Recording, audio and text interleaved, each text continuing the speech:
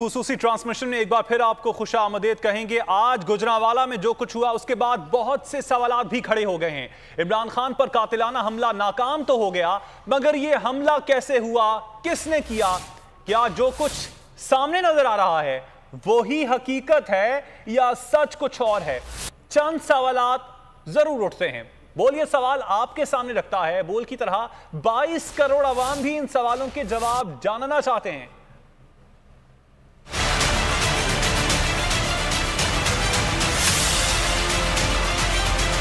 इमरान खान पर कातिलाना हमला नाकाम, मगर ये हमला कैसे हुआ, किसने किया?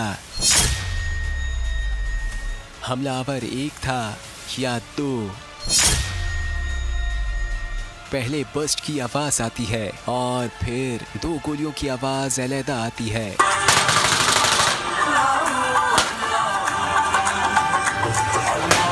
हमलावर का मुबैना बयान सामने आया है। क्या उसे सच मान लिया जाए? वो कौन है? कोई तफसील हमारे सामने नहीं। हमलावर का मुबैना वीडियो बयान इतनी जल्दी सामने आया। क्या वाकई ये मामला इतना सादा है? शकूक शुबात उठते हैं।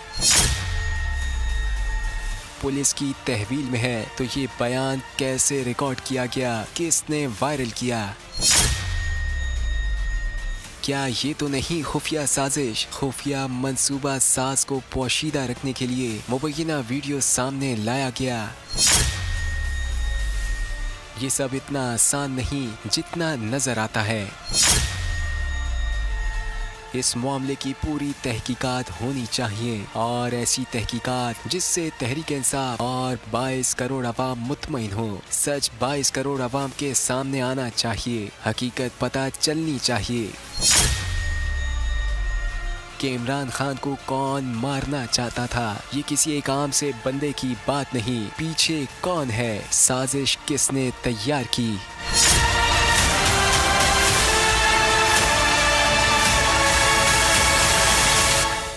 और नाज़रीन, ये वो सवालात हैं जो हम नहीं सिर्फ बल्कि 22 करोड़ अवाम भी